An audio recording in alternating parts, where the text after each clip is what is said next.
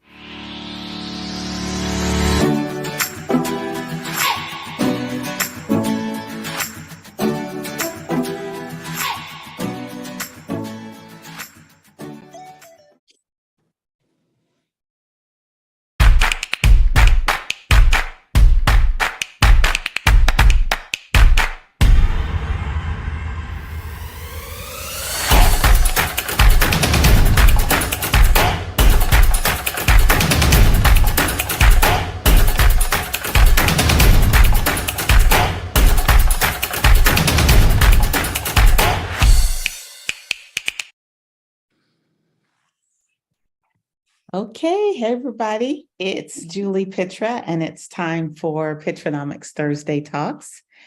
And this was the first time I'm doing this from overseas, I believe. Last time I was here, I just took a break, but I didn't want to take a 4-week break, so here I am. And tonight we're going to talk about those stumbling blocks that keep you from succeeding in whatever strategy. Doesn't have to be Pitranomics. We'll talk specifically about Pitranomics, but you can use these tips anywhere. First of all, I just want to say hey to y'all that are in the Zoom. I'm looking forward to having some fun. And if you're on Facebook Live, how you doing? And if you're on my YouTube channel, please like and subscribe and turn on your notifications so you'll see this next time. As always, we're doing a lot here. We're trying a lot of different things, different technology platforms. So just be patient as we get this to work. I'm back to the Zoom. We went briefly to StreamYard. Now we're back on Zoom. And I'm going to try to share the presentation with me in front of it. I don't think it worked last time, but let's give it a go. Okay, so I'm going to share. Come on. Okay, give me some help. What am I sharing here as a background? Put my glasses on. It's not a video. Slides is a person background. Okay, we're working on it.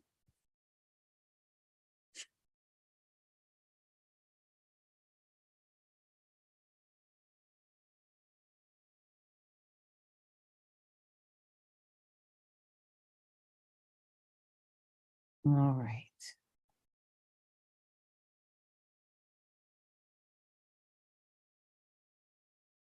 Okay, I have it this week. I'm so happy. All right, once again, Pitranomics is the 10-part strategy to grow, protect, and transfer wealth. I think there are a lot of valuable tips in there, but here's the thing, even the most valuable tips won't work if for some reason you feel like your chances of success are limited.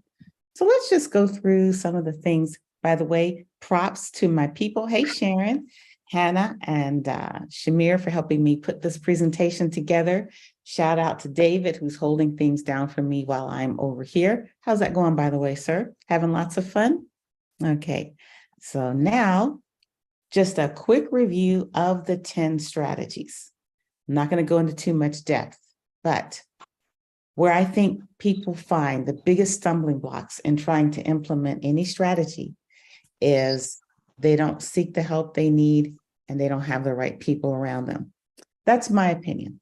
I'd love to hear yours. What do you think are the biggest impediments to your success? And how would you like to use Pitranomics to overcome those impediments? So the next slide.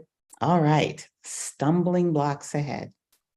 It doesn't matter how valuable, how perfect, how wonderful a strategy is if you trip yourself up each time.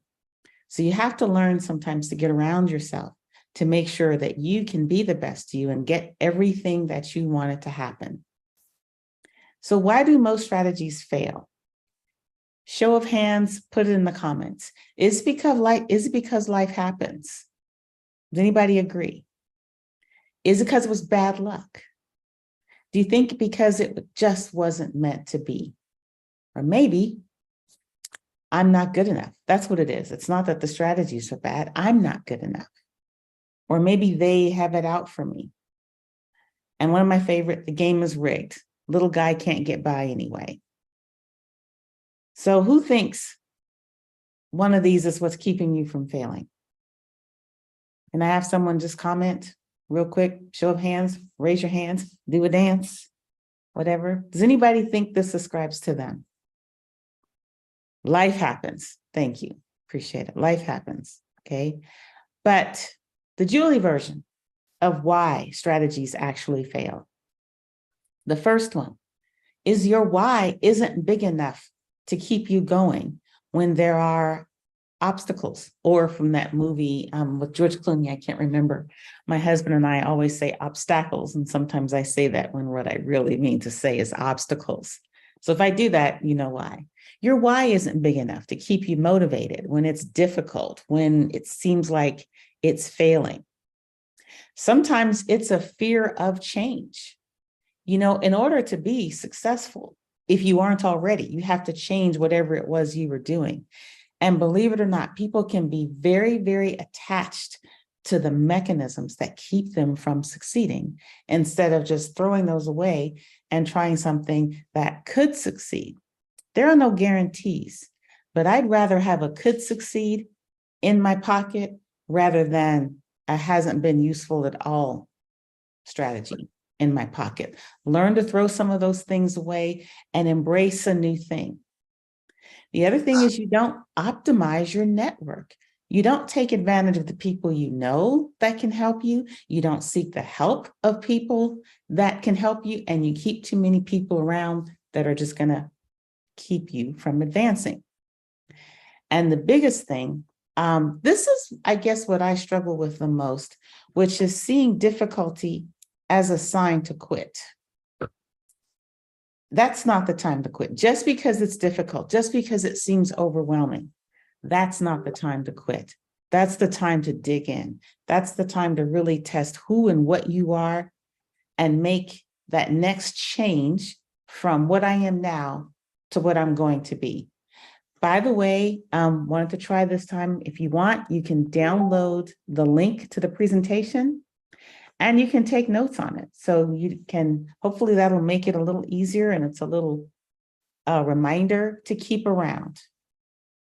Thank you, Shamir, for putting that in the chat so that people can check that out. So let's talk about if your why isn't big enough. And there's a little, I guess, parable that I once heard about. I don't remember where I heard it, don't remind me. And it says, put a 6-inch wide, 10-foot long board on the ground and tell people, I'll pay you $10 if you walk across that board.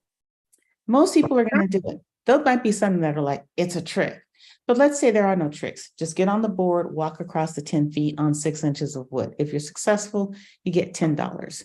Most people are going to try it, right? But what about if you put that 10-foot board, 6 inches wide, crossing 2 skyscrapers, so you're thousands of feet in the air? Hey, go walk across that 6-inch board for $10. Probably not going to have many takers because that reward isn't worth the risk to your person if you don't make it. That's just $10, right? How many people might say, walk it across if you'll get $1 million or $1 billion? You might start getting a few more yeses, but most people don't look at millions or billions as reason to risk their life. Now, take that same 10-foot board, stretch it across 2 buildings, and the building on the other side is burning. It's about to collapse. And let's say you're a parent and your child is on the rooftop of that other building. And somebody said, I'll pay you $10 not to go across the board. You aren't taking that $10. Chances are you aren't taking that $1 million. That is a why, to save the life of your child. That's stronger than what I hope you need to get yourself started, but it's just a visceral explanation of what it takes doing the same activity when you have commitment and a reason and a why versus when you don't. So if your loved one is on that building and it's about to burn to the ground and you have to get across 10 feet of 6-inch wide wood in order to save them, I would say most people would. You're like, but here's where Pitranomics comes in. If you have a strategy of dealing with a highly stressful situation, of being able to remain calm and being able to act on what seems to be a daunting task, if you already have that in your toolbox and this situation comes up where you're trying to save your loved one from the burning building, your likelihood of succeeding goes up because you're not going to panic. You're going to know that you have the tools. You're going to remain calm and you're going to get across there and be a better service to your loved one who's in peril than if you just go over there all willy-nilly, because chances are you're going over. Go over prepared. Go into the burning building prepared so you can bring that person out. And that's what I hope these strategies bring you. Tools that you can use sometimes when just the why isn't enough. The why is what keeps you on the path, and the tools are what help ensure your success. So when your why isn't big enough, chances are the goals that you're working toward aren't true end-of-life goals. And if you haven't heard me talk about it, end-of-life goals are those goals to which you dedicate your life. If you don't succeed in these goals, you will feel that your purpose hasn't been achieved. And the reason why I came up with this is I've done a bit of reading that talks about conversations with people before they face their imminent death. Funny enough, I didn't start reading like that before my mom died, but something like that brought to, I guess, my highest attention. What is it you live for?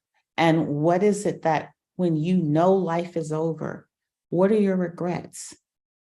And I've told you before, but it bears saying again, I had about a little less than 3 months between the time my mom got really sick and we knew she was going and when she passed. And in that short amount of time, we had conversations like we'd never had before. And one of them was, she told me she didn't want to go. She didn't want to die. That's not it. She went like, hey, I'm ready to go, take me. But she could go knowing she had no regrets. And that's the power. You never know when your last day is. So live each day loving the people that you need to love, being the best person that you can be, letting most of that trifling crap go by the wayside, and accomplish those things that make you feel like you're living a life with purpose. Because end-of-life goals, your EOLs, are life purpose goals. They're the kind of goals that when you're on your deathbed, you won't have regrets if you've accomplished them. So not trying to be morbid, but if you're sitting on that edge and you can say, I lived my life the best I could. I loved the best I could. I was kind in the most possible ways that I could. And I've accomplished those things that I feel gave my life purpose. And while I'm not ready to go, I don't have any regrets. I consider that the biggest success of implementing any strategy, Pitranomics or not. Anyone that knows me, well, not the surface Juli, but the deep Juli, I try to be kind. I try to be fair. I try to be helpful and serve in the way I know how. I've tried to be the best mother I know how, not perfect, but the best I could in the moment. I do the best I can, the best I know at the moment on behalf of the people that I care about. That gives my life purpose. And that strong why is what enables consistency for anybody. It enables you to keep going when things are difficult. It enables you to keep going when you think that your likelihood of success is very, very low. It enables you to have the strength to persevere. So the next step, a lot of people experience fear of change. But let me tell you, doing the same old thing gets you the same old stuff. You're not going to be able to be successful unless you already are. If you're in the mindset and the paradigm of success, keep doing that or do the changes to become even greater. But if you're not, even in your own mind, achieving the success you want, then you have to let go of what it is you're already doing. And that is where I see people struggle a bit. They either won't let go of things that have kept them where they are, or they won't embrace things that could possibly change where they are or change their situation. And there's no guarantee, and there's no crystal ball that will tell you if the change you're implementing will guarantee you success. But pretty much you can guarantee you won't achieve success if you do the same things over and over that kept you from it in the first place. So don't be afraid to release, let go of those things, so your hands and heart are empty enough to receive what can come to you. And another fear of change, another thing that happens is actually a fear of being so successful that you're alone. And so you're out there soaring all by yourself and you've left everyone else you know back on the ground looking up at you, talking about you, saying, oh, he's changed and thinks too much of himself, or whatever it is that people who don't choose to soar say. But what you should be thinking is you can't hear them if you're up in the ground, up above the ground, achieving greatness. One of my mother's favorite books was Jonathan Livingston Seagull. And I'm going to share that reading that book, kind of boring. But if you find one of the, the books on tape or the recordings or whatever, there's a man, wish I remembered his name. If somebody can look it up, that'd be great. His rendition was powerful. The music added a lot of majesty to it. If you're going to be the best person, the absolute best person that you're going to be, chances are you're doing that without a crowd. Don't be afraid to soar alone. Eventually, you'll meet that other eagle, or in this case, a soaring seagull. You'll meet that person, but you won't meet them hanging out on the ground. So you got to get past that fear of being alone so you can soar, so you can meet that person that you're meant to meet, because you're now becoming something different. Another thing that keeps people in that fear of change is not being willing to sacrifice what I like to call your self-limiting sacred cows. There are beliefs that people hold on to. And have you ever taken the time to think about why you believe something, dissect it, use logic to determine if that's actually something you really believe or just something you've accepted because it's been fed to you? Question what you've been told, what you embrace as your guide stones, and be willing to drop them if you realize they don't help you get where you need to be. I say sacred cows, and I mean absolutely no offense to those who actually revere the cow. But all I'm saying is, if you're holding something as sacrosanct, I hope you understand exactly why. I hope you've dissected it and analyzed it and made sure that that is what you're embracing as a life guiding value. And if you don't do that work, please start to see if maybe that is a value you can put away. And the other thing is, never be resistant to learn something you don't know, to try something you've never tried, to look stupid trying something you've never done. Because you know what? Looking stupid, that's not painful. At least it isn't for me. Who's going to care about me looking stupid when I'm trying to take myself to the next level? Is it someone whose opinion I need to be thinking about? Is it someone willing to step up to the next level with me?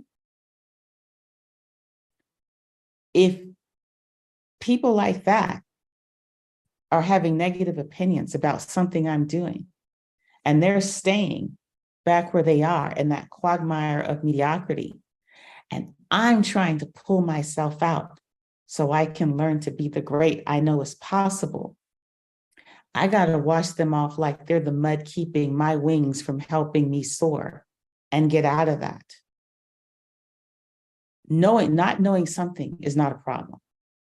Knowing you don't know something, choosing to stay ignorant, choosing to still swim in the muck that keeps you diminished, that I have some problems understanding.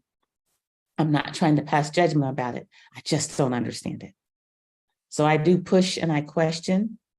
I do it with love because I'm trying to make sure whoever's doing anything that they're doing has good reasons of their own for doing it. And I also appreciate that in return. Not everybody does, but that's who I am. So another reason people don't achieve the success they want, that they desire, is they don't optimize their network. Here's what I find amazing. Almost everybody has first-degree access to someone who's phenomenally successful. Hopefully, you have the wherewithal to recognize that they are successful and what they're successful at doing and what are the qualities that they have that have enabled them to be successful. But even if you think you don't, and I'm pretty sure you do, a lot of us do not seek sound advice from professionals. They think they have to learn everything.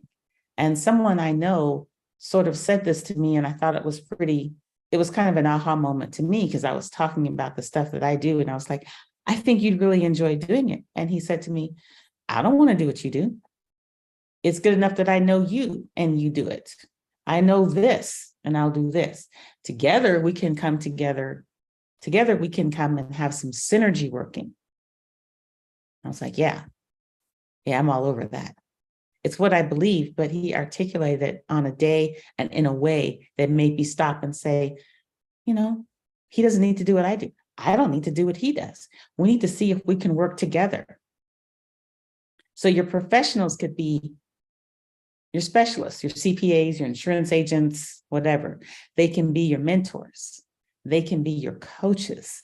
These are the people that are not only successful at doing what they're doing, but they're also successful at helping others do what they haven't done. And sometimes you have someone that has both of those, but if they can help you get to where you need to be, or they can help at least illuminate the path, that's a valuable option in your network. You don't have to own every capability out there. Sometimes you can pay for it. You can rent it for a little while to help you get along the way. And then there's a strategy in Pitranomics that's helping you. Who is in your lifeboat? Are they helping you to paddle or are they causing you to sink? You need encouragement and you need accountability and you need someone that's going to help you paddle to where it is you need to go in sometimes rocky waters. You don't need those people that are going to be diminishing your self-esteem, putting obstacles that don't need to be there in your path. That's not what you need. And I'll tell you this, sometimes those people who are putting the obstacles in your path or destroying your self-esteem, well, they love you and they mean well, but they're not in the mindset of the change of embracing the change that you need to go through in order to ensure success happens. And so those well-meaning actions and thoughts can derail you. And you as a person going on your path need to see clearly who is helping me get to where I need to go, who is not. And that's not the same as loving someone or not loving someone. That's realizing you can love them from afar because you got work to do. Changing your life from the mediocre to the extraordinary, that's work. Don't add to the burden. by trying to carry somebody else's expectations, somebody else's fears, somebody else's puncturing of your self-esteem and of your goals. Don't do that. Toss that off, not the person, the burden, and then keep going. Before I go to the next page, do we have any questions? Because I want to get through everything, and then I just want us to have a discussion. So if you do have something, put it in the comments, I'll see it. Seeing difficulty as a sign to quit. Okay, this happens to everybody. My first real estate transactions, I'll tell you, in the state of Texas were very difficult. And I just thought, it shouldn't be this difficult. Maybe it's time for me to give this up. I should let that go. I can go back even further. I encourage my kids to participate in sports, but I used to participate in track. Believe it or not, I was pretty quick. And when I started running AAU track, my first year of running AAU track, after I thought, oh, I was all good in the city of Colorado Springs, well, they mind screwed me my first race, my first ever AAU race. We were running what is now called the 200, then it was the 220. And these girls from another club, a rival club, one of them asked the other, and her name was Stacy, and I will never forget this day or her, but someone asked Stacy, so what do you think your time's going to be? And Stacy said this time, and I was like, oh, humans our age can run that fast? She totally worked with my mind. She was very successful. No, hold on. She totally took advantage of my allowing her to work my mind.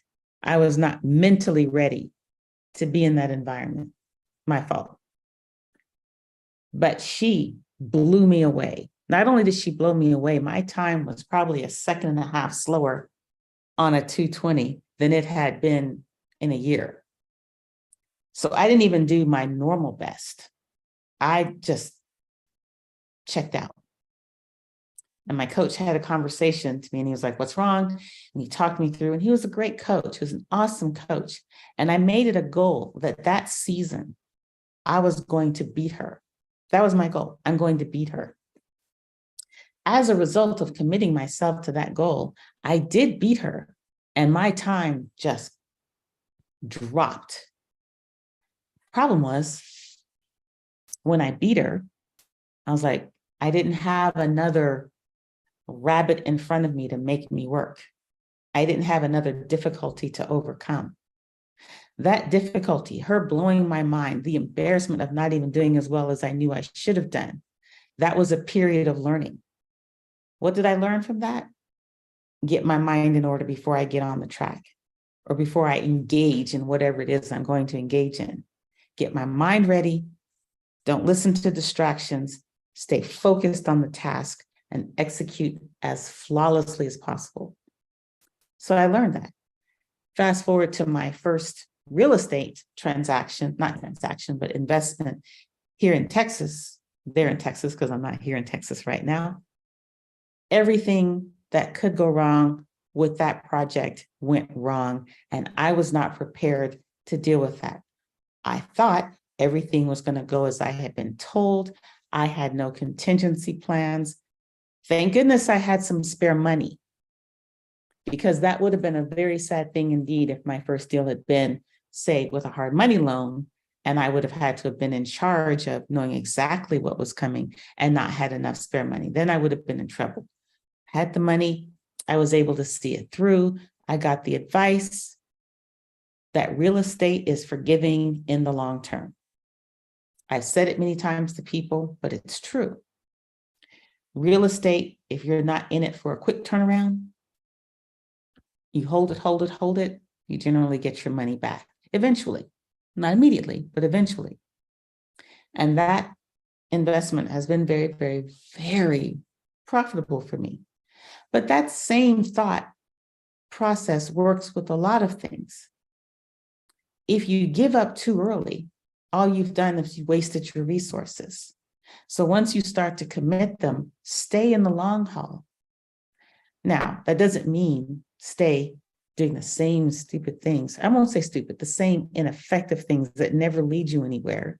You might have to pivot. You might have to change up a little bit, but don't give up. Stay as focused in the midst of difficulty as you did in the beginning. Find the reasons to still be enthusiastic and joyful, even in the difficulty. I'm struggling with that myself. Right now, I'm a little overwhelmed, and I am trying my best not to sink to despair, just to tell myself, I'm getting through it. I'm getting through it. I'm getting through it. I had to be strategic. Sometimes I had to be tactical. Strategic, tactical. Sometimes it's tactical, tactical, tactical. Take a breath. Okay, where am I going? Still going? Good. Back, nose back to the grindstone. Sometimes that's how it is.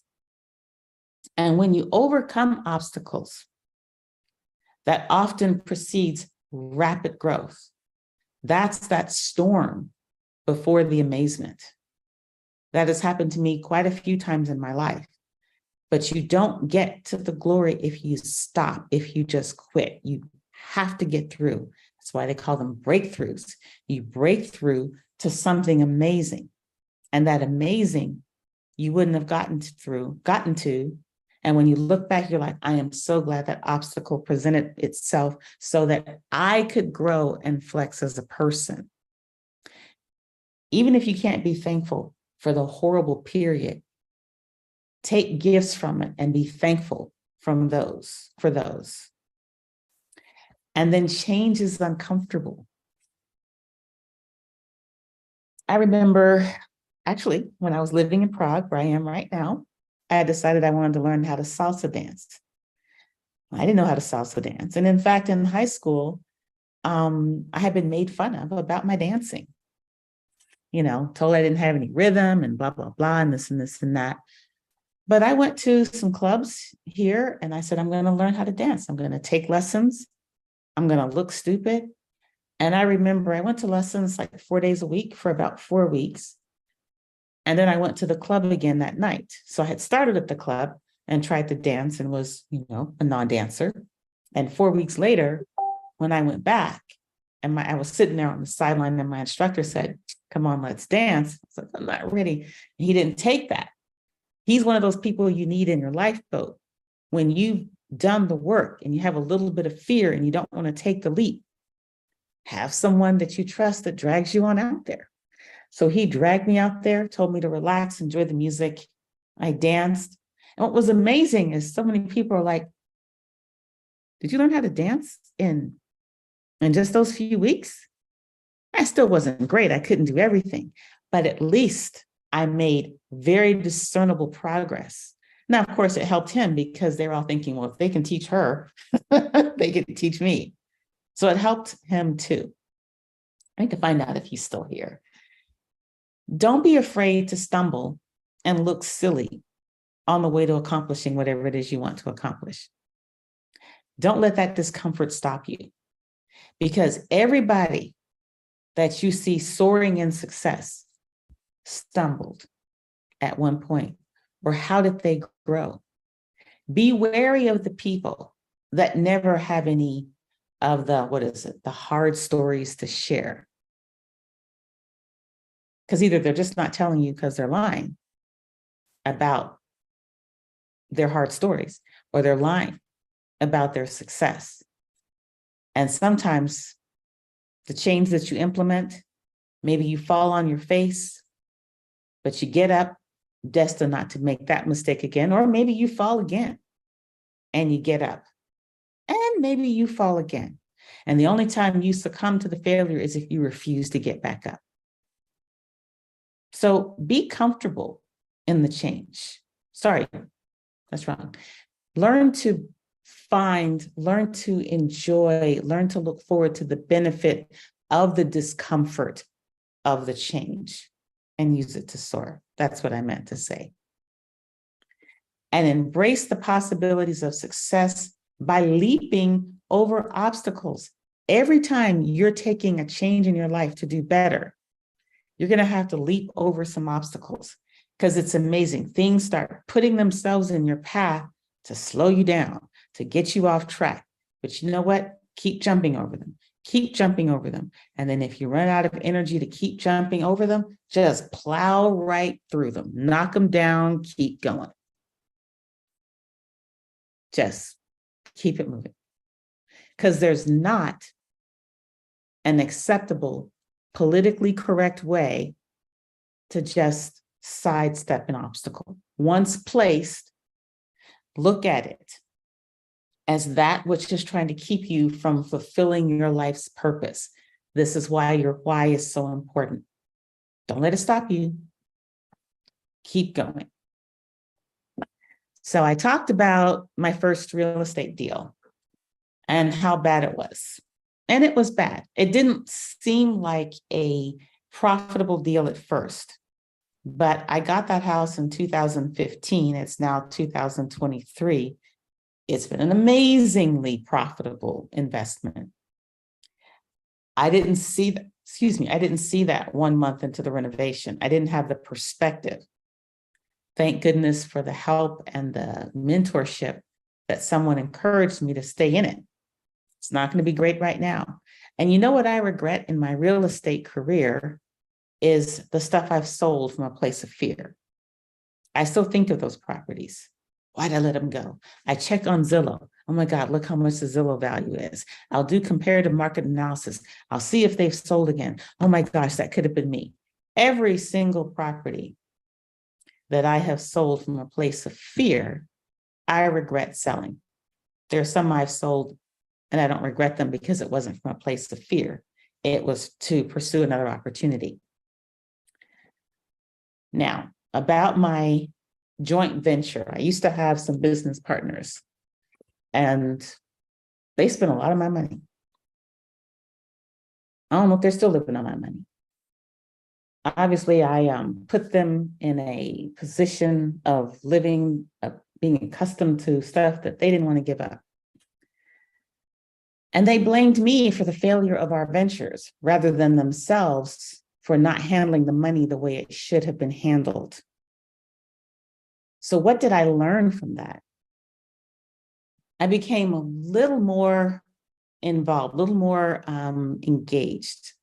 Some people might say a little bit of a control freak on the projects that I'm in, but I have been burned by taking my eye off and just entrusting someone with my money and saying, hey, they're a good person, they'll do well, I don't have to worry. I can't do that anymore. I sort of did it before, I tried to be involved, but now I have very, I have sets of rules that I want to follow in order to make sure I know what's going on with what I'm invested in.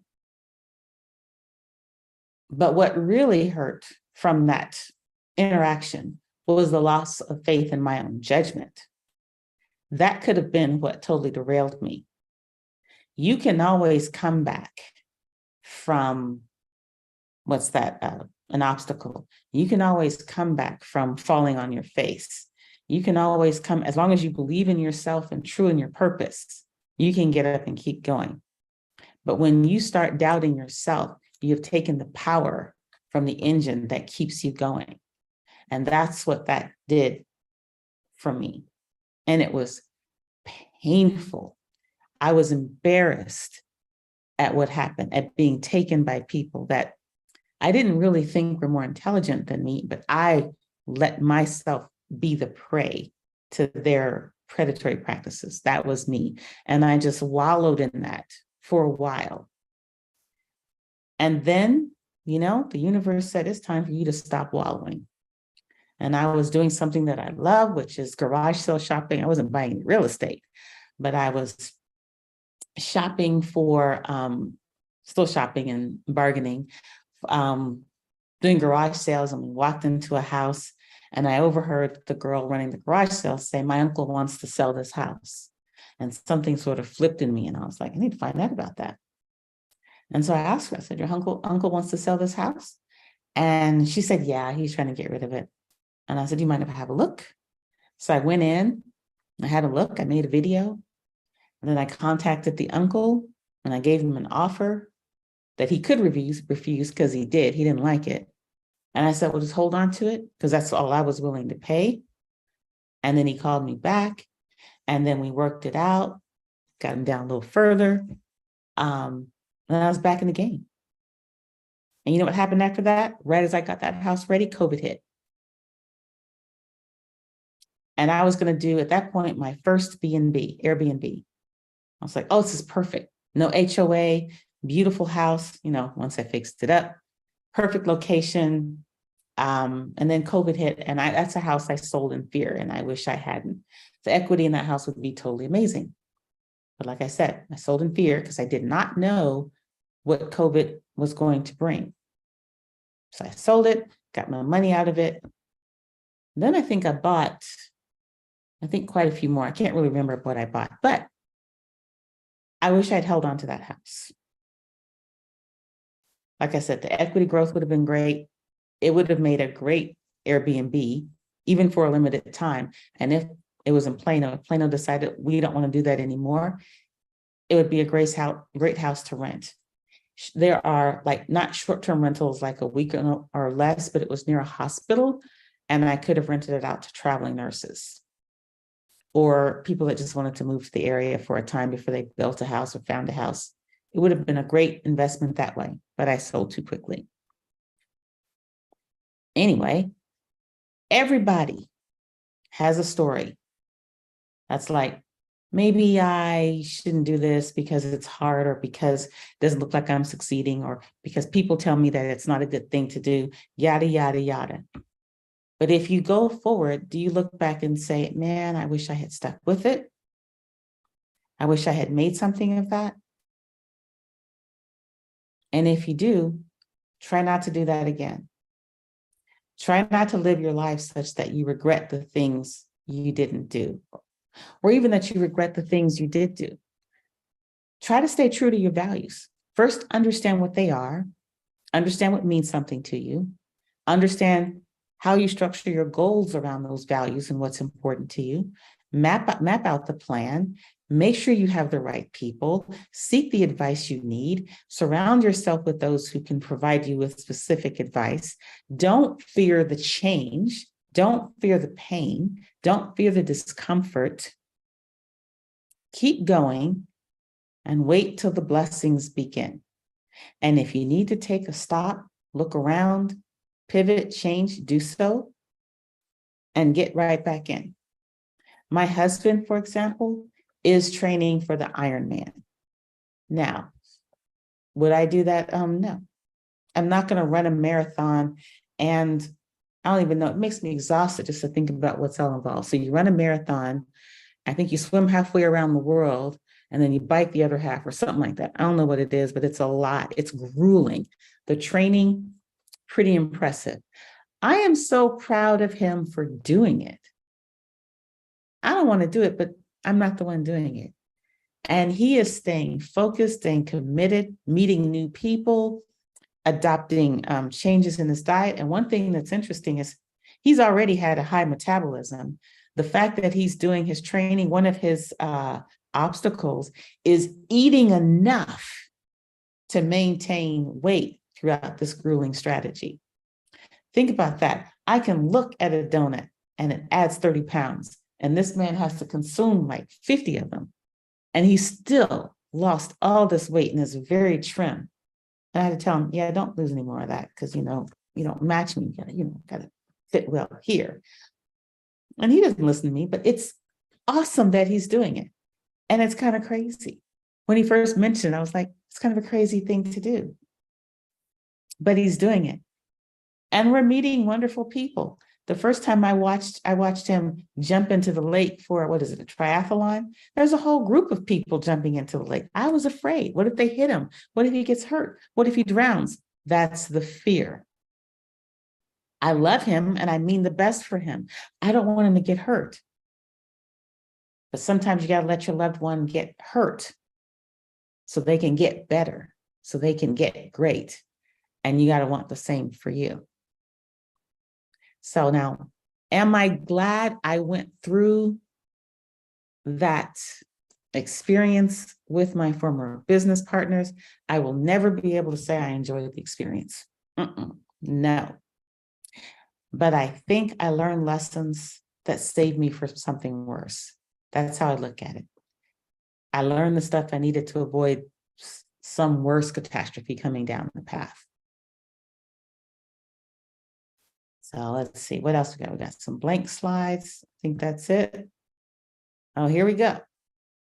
I found this on my timeline from a few years ago. I don't remember how many. You've only got 3 choices in life. You give up, or you give in, or you give it all you got. And so that's the end of that. Let me stop sharing. Let's see if we can have some discussion. Stop sharing. Hi, everybody. Go ahead and unmute and let's chat. Does anybody have something? By the way, quick question. Is the lighting okay? Because right now I can't see it and it's completely dark outside. So can y'all see me okay?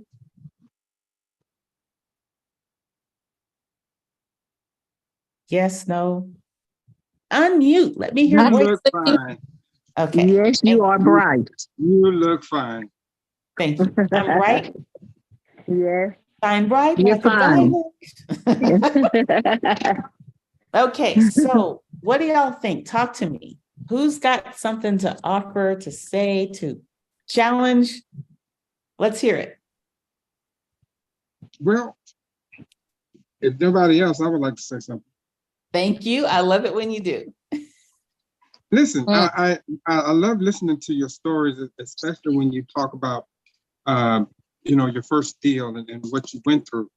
I know what that's like when I did my first deal or my first couple of deals, and then it kind of went south. And you have that intestinal fortitude where you continue through no matter what. You learn from your mistakes and so forth. But sometimes those things will knock you down and you be like, okay, I've been knocked down. I don't know if I want to get back up right now, because those knockdowns, they hurt. Yeah, especially when you deal with those losses. They hurt. So my question to you is, how did you push yourself to get past that? How did you push yourself to get past your comfort zone, or get out of your, like sometimes when you're having a day of procrastination, you just get through that day, push yourself out to where you have to go ahead and get it done? Where does it come from within you? I love that question. Where does that come from within me? So you have to learn as a person to be still long enough to listen to that small, quiet voice, because it will speak to you. So I would say the first thing is to have some points of stillness, because in that stillness, you will divine whether or not you're where you are, where you should be, or if you need to get up and start moving. I think a lot of people keep themselves so busy, either busy in the misery or busy in whatever, so they don't have time to listen. What I do to listen is I have to be by myself.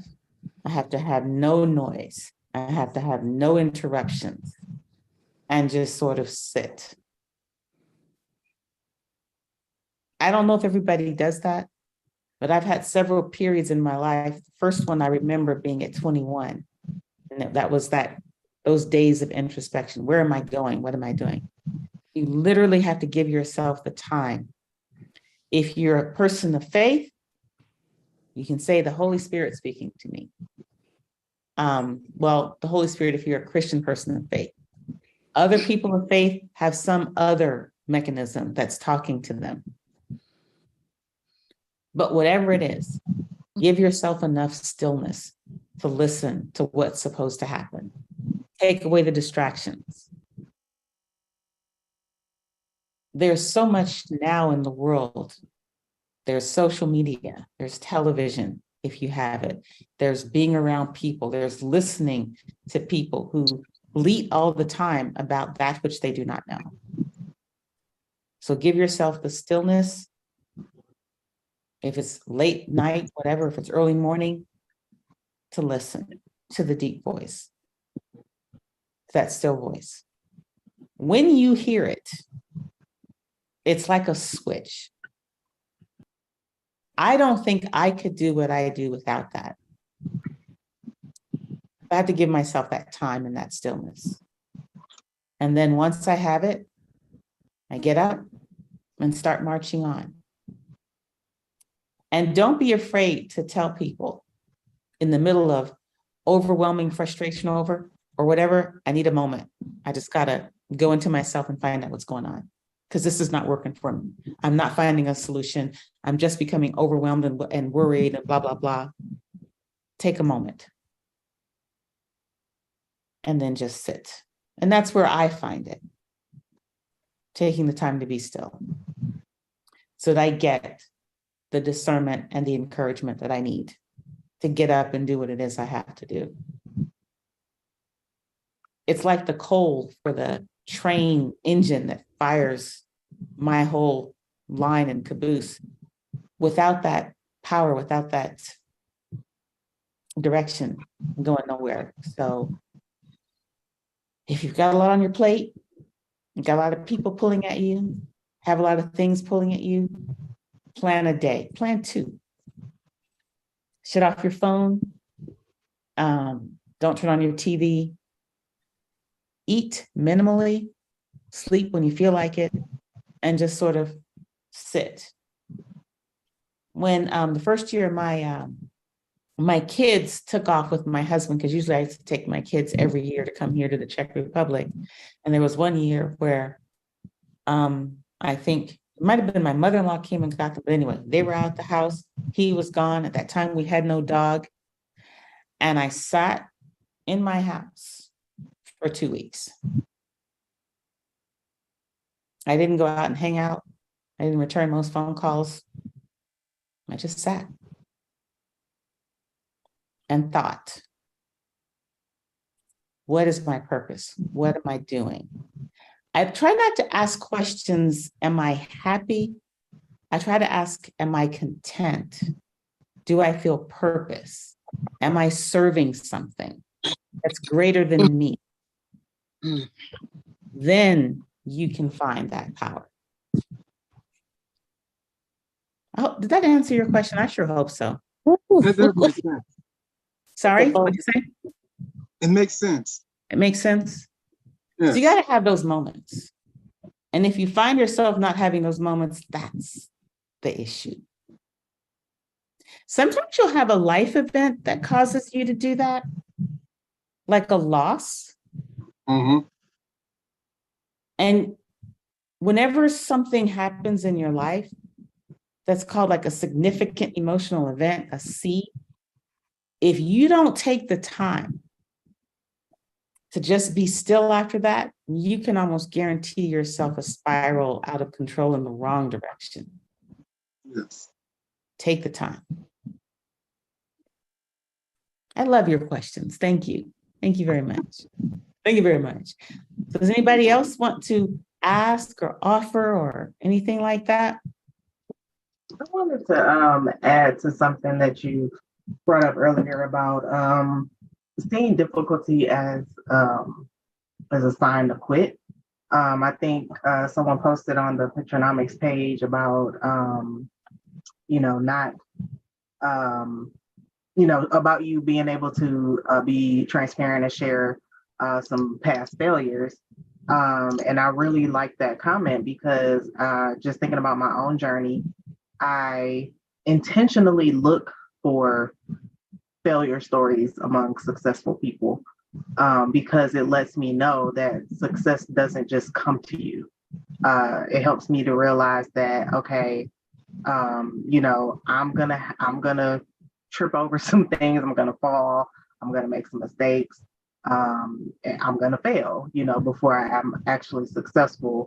And looking back on that, I'm glad that I did that because I'm kind of in that situation now where it's like, oh man, nothing's working out for me.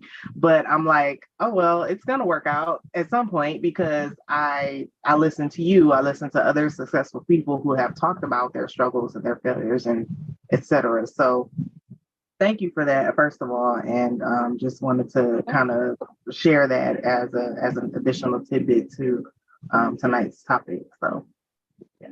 No, I appreciate that. And that was a friend of mine. And she, one of the things she said, by the way, I had to read that comment twice because the first thing I said, what did she write? Something about people who only experience success. Well, yeah, I'm successful. And then I had to really consider the source. Not everybody thinks what I do is successful or that I'm successful at what I do. And I realize that bothers me not at all, because I'm doing what I want to do. But what other people view as success, those markings that to them identify success, they may not be milestones on your path.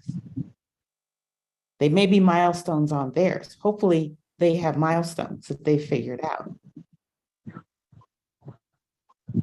I am trying to help those people through what I do that see some value in what I've accomplished. And if they don't see it, I hope they find somebody that gives them that value. I feel like before the incident with my former business partners, there was a bit of hubris in me because I everything I touched turned to gold. It was great. I knew, I'm great. That's taught me some humility, and it's reaffirmed my desire to serve and help. There's a woman that I hoped she could come on, but maybe she couldn't. My very first Pitranomics session that I did, she came to speak, and she shared something that was devastating and embarrassing and all of that. And her talking about it, being able to talk through that and share that with this group, she didn't know, because she actually met me for the first time that night. And she came and spoke about this. That was so embarrassing. And I was like, that's so powerful. In this disaster, in this quagmire, she gained the strength to be able to do something wonderful. And now, last time I talked to her about it, she said she wants to help others that have been in that situation. Well, look at that. If you don't have something in your life that you feel like you're helping others benefit from your experience, and you're like my age or older, I'm sorry for you. I mean, everybody has something to give in service. And this is not a religious discussion, or this is not anything but recognizing that you have value to give to other people, and that there is satisfaction of your purpose in doing so. And it's a blessing to get to a point in life where you have something to share to others, because I know I have been shared with from people who had major, amazing things to share with me. And I wouldn't be where I am without those people sharing with me. And whether or not they're still in my life or not, that's not the point. The point is that they were, at a time they were helpful, and they got me to this place. I want to be that kind of force in others, if I can. So if someone is not sharing a failure story, maybe it's because they feel no one wants to know it. You can always go up and ask them. Or maybe they haven't soared high enough to actually stumble a bit. I will share that with my children. I had a daughter like that was just good, almost effortlessly at everything. And here I was trying my best to cause a stumble, because that's where the lesson came in. And funny enough, it came from outside the family. Something didn't happen as easily for her as she wanted it to happen. She wasn't prepared. And then she had to work really hard to get that back. And if you've ever gotten tired of nagging at your children, study, practice your instrument, practice your drills, blah, blah, blah, that gets old. But when they stumble enough that they do that on their own, then you're like, ah, they're on their way. So from the difficulty, from the obstacles, from the falling on your face, from the so-called failures, find the gift. Shake off all that other stuff, pick up that shiny gift and use it. So that that lesson was in fact a lesson and useful, and not the cause from ending your purpose. Don't let anything do that. I'm going to read this. Don't fear failure. Fear being in the exact same place next year as you are today. Yes, ma'am. Fear the lack of progress. Yeah, fear the lack of progress. Fear that. One of the things I really dislike hearing from people in the industry, I've been doing this for 25 years. And that always comes after somebody, probably me, has challenged something they've said. And I'm like, that's not right. That's not possible. This is possible. And well, I've been doing this for 25 years or 30 years or whatever. And sometimes I just want to say, you've not been growing in that 25 years. You're less capable in your 25 years than I've been in 5. How is that possible? What are you doing wrong? You know what? That's not useful. It doesn't help them. I just need to realize longevity is not the key to success. It's not the key to progress. It's not the key to excellence. That is continued growth. It may be tiny and barely incremental, but that's better than no growth, which is certainly better than backsliding. So tiny steps forward are better than no steps forward. Keep stepping. When you feel absolutely overwhelmed, find a point and brace yourself and head into that storm. And if you really need a reset, sit until your next purpose is divine to you. And then get up and get going. And then what's the other thing? So don't fear failure. Yeah, Shamir, I love that. Okay, I'm posting it first. No, just, you know, one of the things that's kind of funny, years ago, I used to wear my hair in twists, these really tiny ones.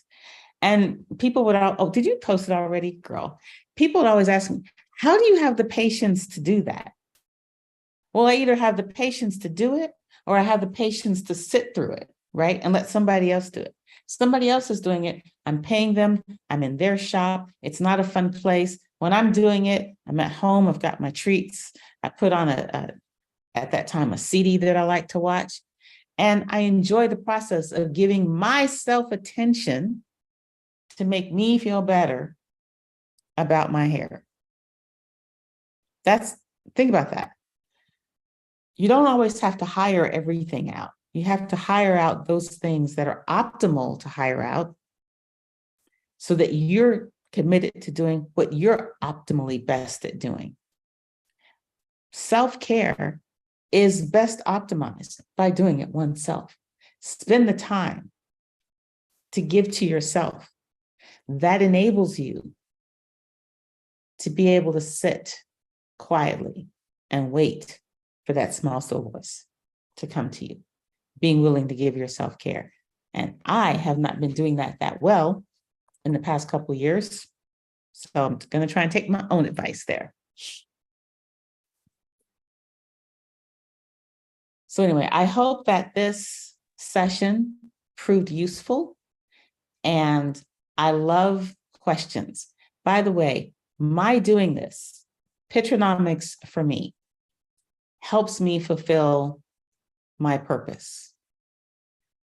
My mother was a phenomenal woman, and I don't want what she accumulated in her lifetime to disappear without notice. I would regret that. And while I wish she had lived longer to be able to share the message, I still know enough of it to share. And putting it on these videos, and so it can be out there, whoever wants to see it, it's not so much that I know that somebody's like, oh my gosh, this was amazing. but I'm doing it. I'm putting her vision out there. Maybe in 10 years, my children will listen to these. Maybe they're the only ones that will. I don't know. But find something that enables you to be a servant in some way and help people. And this is not the, oh my gosh, you got to give to charity, you need to give up. That's not what I'm talking about. I'm talking about what it takes for you in the serving to become a more excellent you. Okay. Anyway, does anybody else have anything they'd like to offer about what I've said? Anyone have a question? It was straight 100. Everything you said was valuable that people can test.